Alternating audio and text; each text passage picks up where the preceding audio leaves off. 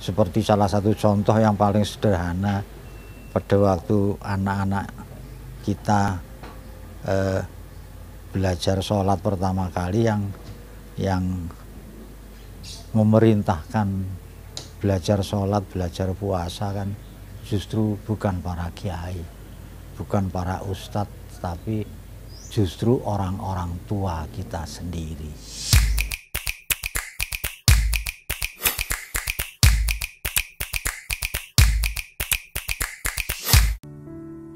Kalau disebut sebagai peribahasa, janjane bukan peribahasa, karena sastra kalau nggak keliru itu asal katanya itu kan dari bahasa Sanskerta. Yang isi daripada sastra itu adalah pesan, adalah apa,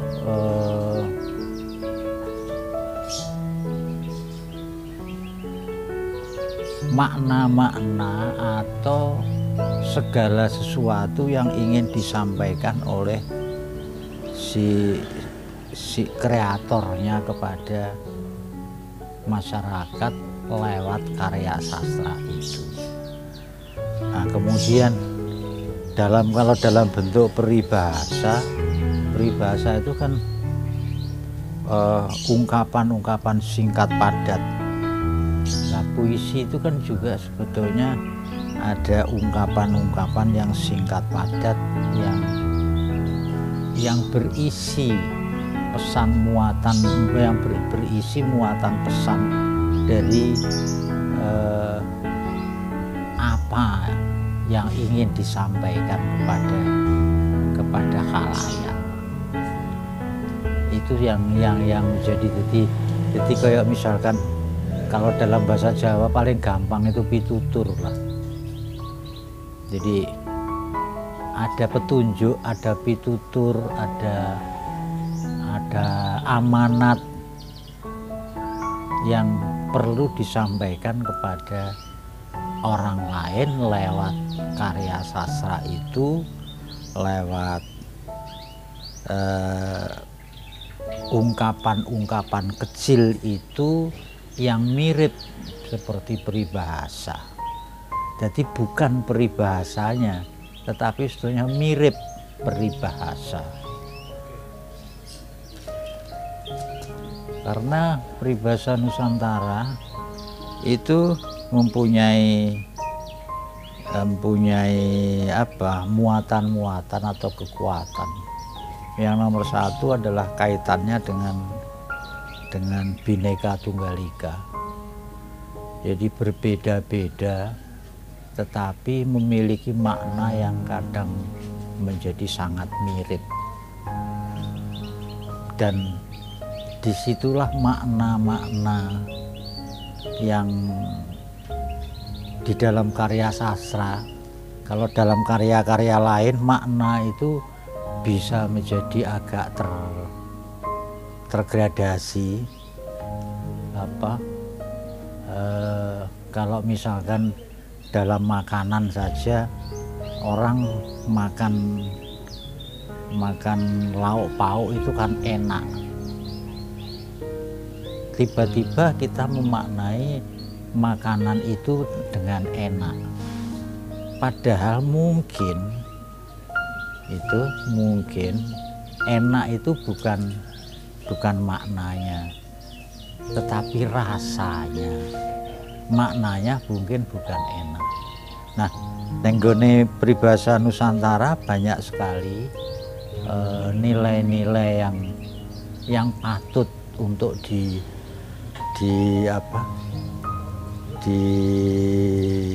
ditelaah, diapresiasi, karena semua yang disebut pitutur, semua yang disebut amanat itu relatif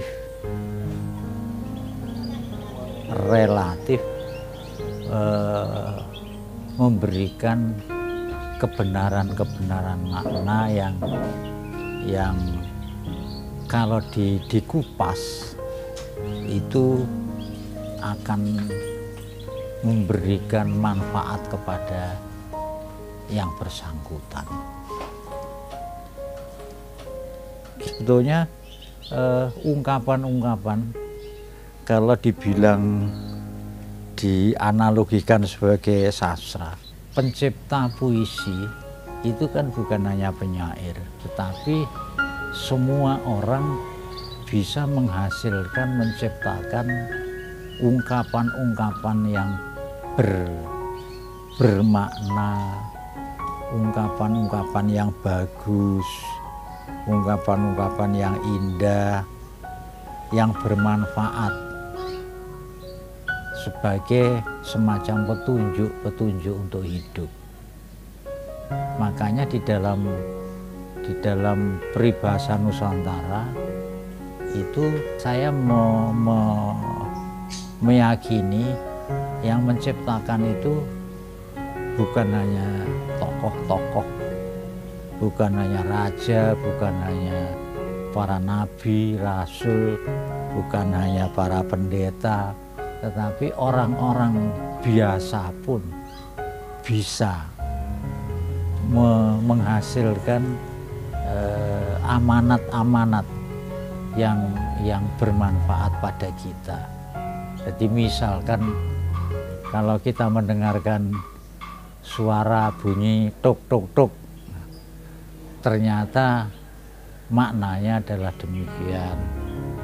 Bagaimana kita mendengarkan bunyi seekor burung dalam sangkar, ternyata kita akan muncul pemikiran bahwa pada akhirnya seekor burung bisa dipenjarakan seumur hidup oleh manusia hanya untuk dinikmati suara merdunya. Mengapa dia harus dipenjarakan? Itu bisa jadi munculnya bukan dari para sastrawan atau dari para penyair, tetapi bisa dari orang-orang umum, dari banyak orang yang antara lain mereka telah menjadikannya peribahasa itu tadi. Kayak misalkan salah satu contoh dalam peribahasa Jawa, seje silit seje anggit dalam bahasa Jawa. Rasanya itu tidak mungkin dimunculkan oleh para cerdik pandai, para pujangga, misalnya para raja yang mempunyai moral akhlak budi pekerti, nganti wani ngomong seje silit seje anggit. Itu rasanya hanya akan dimunculkan oleh orang-orang rakyat jelata. Jadi banyak sekali yo jangane yo segane yo jangane yo jangane yo segane, itu bukan hasil daripada pemikiran orang-orang kaya, orang-orang yang punya martabat tinggi, tetapi jelas muncul dari kalangan orang-orang rakyat jelata yang bidak pedaraan. Nah, itulah mereka juga bisa menghasilkan ungkapan-ungkapan yang mengandung amanat yang sangat tinggi nilainya bagi kita yang bersedia mengapresiasinya. Saya justru lebih mengapresiasi kesamaan, kesepadanan itu daripada mengulas asal usulnya. Karena dalam mencari asal usul, kemarin saya nenggone Balai Bahasa Mas Hasyam juga tak kasih gitu, ternyata dia karena linguistik sing dipikirke kemiripan, kesamaan bahasa. Duh, lah nek kesamaan bahasa kuwi saya bayangkan wangel banget. Jadi itulah yang saya sampaikan, bahwa alhamdulillah di Indonesia itu ada ungkapan yang berbeda-beda tapi satu jua. Kejadian-kejadian yang memper, ada kejadian yang terjadinya kaya dene penambahan seperti halnya kesamaan yang dari mana asal usulnya, itu barangkali bisa ditafsirkan. Itu rasanya hanya bisa ditafsirkan. Kayak misalkan di kawasan Indonesia Barat ada hubungan-hubungan kebudayaan yang mungkin sudah berlangsung sejak dahulu kala, terjadinya hubungan-hubungan sosial, kekerabatan. Kayak misalkan sebuah contoh di Jawa, ono ungkapan timun wungkuk jago imbuh. Ternyata di Lampung juga ada ungkapan yang nyaris podo, timun bengkok tidak pernah dihitung lengkap. Hanya mung koyo perbedaan pemikiran. Nah, itulah yang saya tidak ingin menggagapi asal usulnya, karena untuk golei itu rasa-rasanya di dalam catatan sejarah akan mengalami kemacetan. Apalagi dalam pandangan yang hari ini, bahasa, kalau merunut bahasa, lebih pada bahasa tertulis. Sementara yang terjadi ketoke, yang ditemukan, yang dipakai sejak awal itu kan bahasa lisan. Barulah kemudian ditulis. Bukan hasil tulisan dulu kemudian diucapkan, tetapi ucapan-ucapan yang kemudian ditulis. Sementara di dalam mengucapkan dan menuliskannya itu kadang wis terjadi paradoks, terjadi perbedaan. Kayak misalkan Hono Coroko, terus kemudian dalam bahasa Jawa ditulis dengan huruf Latin O. Nah, terjadi ketimpangan linguistik sing kira-kira, misalkan sampai Malioboro, jalan Malioboro ditulis pakai O, tetapi kemudian dalam huruf Jawanya ditulis dalan Maliabara, karena O kudu nganggo taling tarung. Jadi disinilah kalau dikaji rasa-rasanya peribahasa Nusantara lebih kepada ucapan-ucapan yang dimunculkan, ditemukan oleh suku-suku bangsa itu, terus kemudian dipakai sebagai ucapan-ucapan oral di dalam peribahasa, penyampaian peribahasa itu.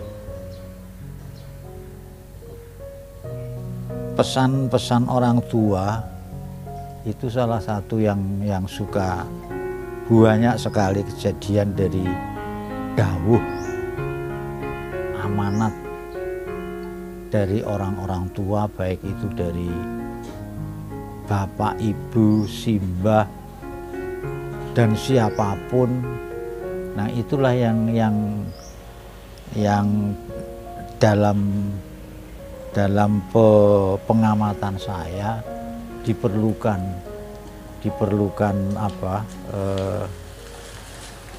dokumentasi. Seperti salah satu contoh yang paling sederhana, pada waktu anak-anak kita belajar sholat pertama kali yang memerintahkan belajar sholat, belajar puasa kan justru bukan para kiai, bukan para ustadz, tapi justru orang-orang tua kita sendiri. Jadi semua banyak sekali dawuh ojo turu awan mundak dadi kancane setan, mangan kudu dintekke mundak segane nangis, segala macem itu kan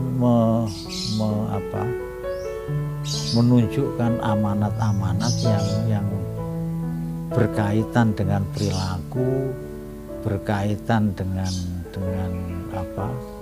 psikologi, apa saja yang misalkan kita pulang sekolah nggowo pulpen bukan anyar pulpen lain, sampai di rumah kan akan ditanya, "Ki kowe kok entuk pulpen saka ngendi?" Itu akan senantiasa diurus. Iku aku nemu neng dalan, nemu apa lah, itu kan senantiasa. Karena apa? Orang-orang tua senantiasa melarang untuk kita mengambil barang orang lain tanpa izin.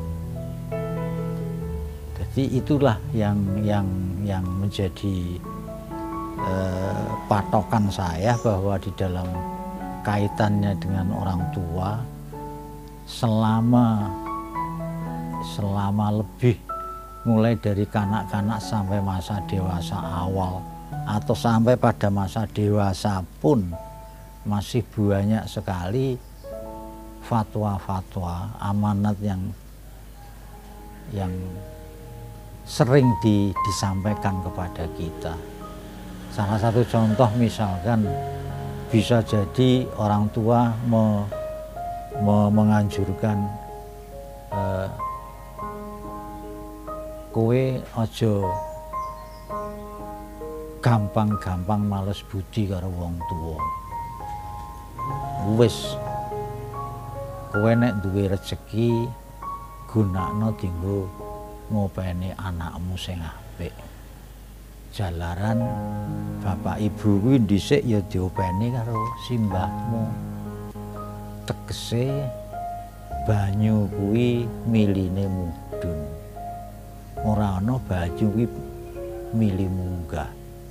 Lah carane kowe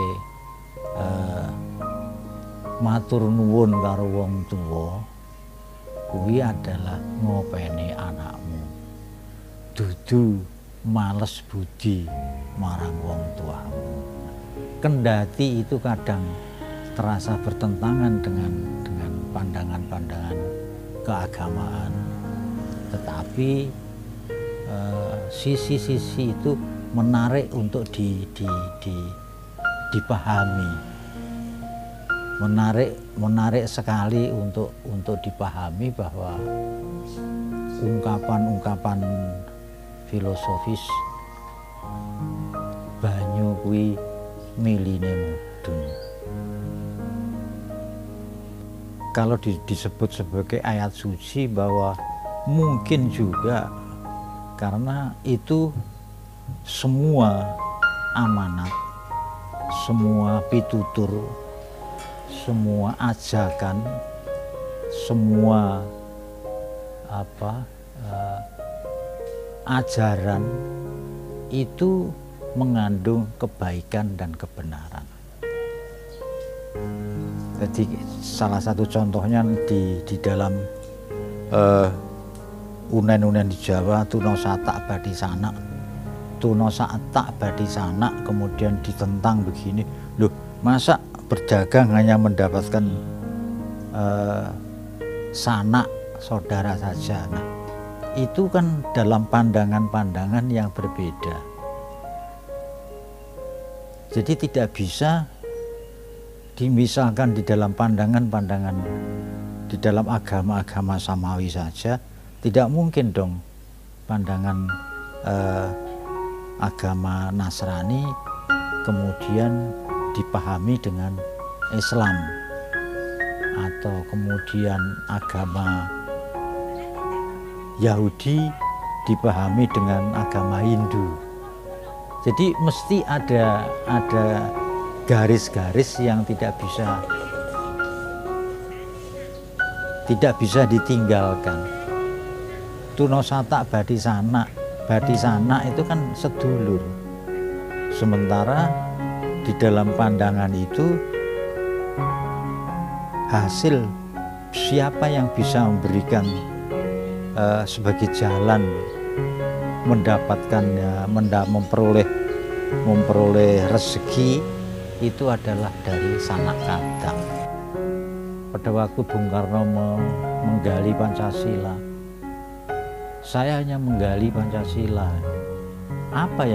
Hasil apa yang digali oleh Bung Karno? Entuke apa? Rasa-rasanya yang penggalian dari Soekarno itu belum sampai kepada ketuhanan yang Maha Esa, kemanusiaan yang adil dan beradab, tetapi baru kepada nilai-nilai filosofi yang sangat bertebaran di Nusantara ini, yang kemudian dari nilai-nilai filosofi itu dirumuskan menjadi permusyawaratan, menjadi keadilan sosial bagi seluruh rakyat Indonesia. Itu yang banyak sekali yang contoh-contoh yang selama ini, terutama pada bagian ketiga mengenai perbandingan peribahasa, itu menunjukkan betul bahwa Bhinneka Tunggal Ika dan Pancasila itu kelihatan betul di dalam peribahasa, contoh-contoh peribahasa itu tadi.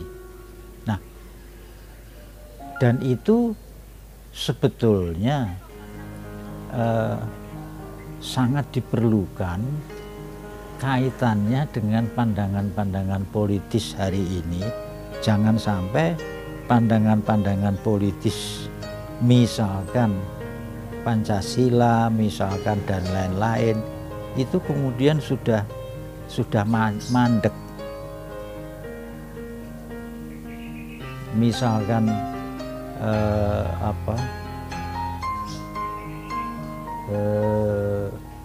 keadilan sosial bagi seluruh rakyat Indonesia itu wujudnya seperti apa?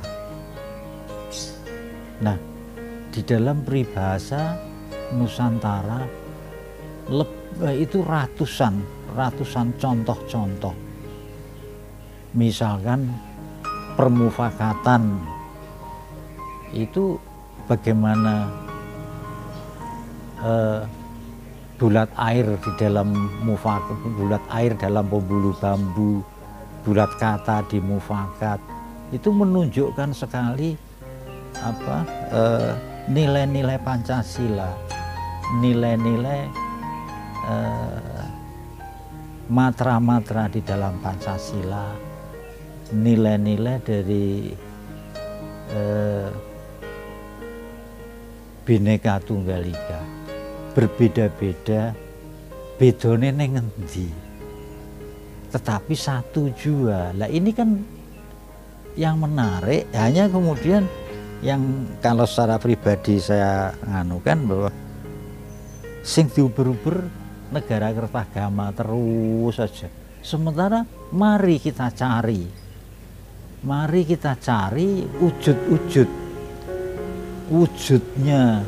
wujudnya Bhinneka Tunggal Ika itu dalam wacana-wacana yang lain lagi.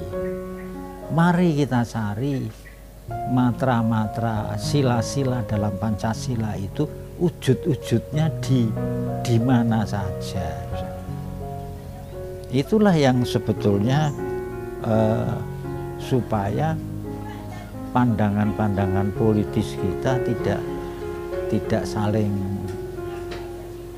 macet sebetulnya.